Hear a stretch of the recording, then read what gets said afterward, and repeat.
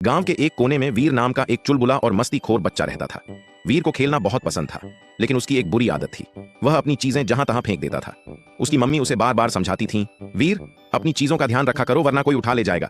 लेकिन वीर मस्ती में सब भूल जाता। एक दिन वीर अपने दोस्तों के साथ बगीचे में खेलने गया।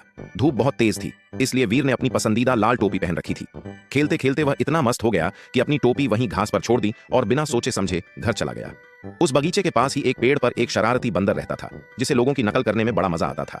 जैसे ही वीर वहां से गया, बंदर फटाफट नीचे आया और उसकी लाल टोपी उठाकर फिर से पेड़ पर चढ़ गया।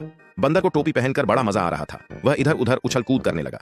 शाम को वीर को अपनी टोपी की याद आई। वह भागता हुआ बगीचे में आया तो देखा कि उसकी टोपी तो बंदर के सिर पर थी। बंदर पेड़ की डाल पर बैठा सिर हिला हिलाकर वीर को चिढ़ा रहा था। वीर गुस्से में बोला, अरे मेरी टोपी वापस कर। बंदर ने उसकी नकल करते हुए गुस्से में सिर झटका। वीर ने हाथ हिलाकर इशारा किया, नीचे आ, मेरी टोपी दे। बंदर ने भी हाथ हिलाया और मुंह बना लिया। अब वीर को समझ में आ गया कि गुस्से से बात नहीं बनेगी। तभी उसके दिमाग में एक चालाकी भरी तरकीब आई। वीर ने अपनी जेब में से एक और पुरानी टोपी निकाली जो वह खेलने के लिए लाया था।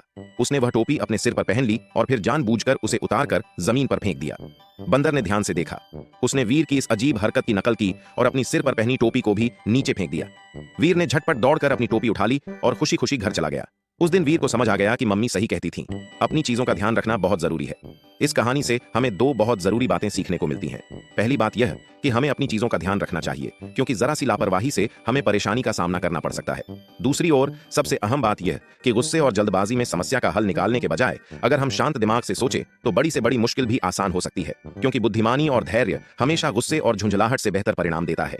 इसलिए अगर वीडियो अच्छी लगी हो तो प्लीज लाइक और शेयर करें और चैनल को भी सब्सक्राइब करें। जय श्री राम।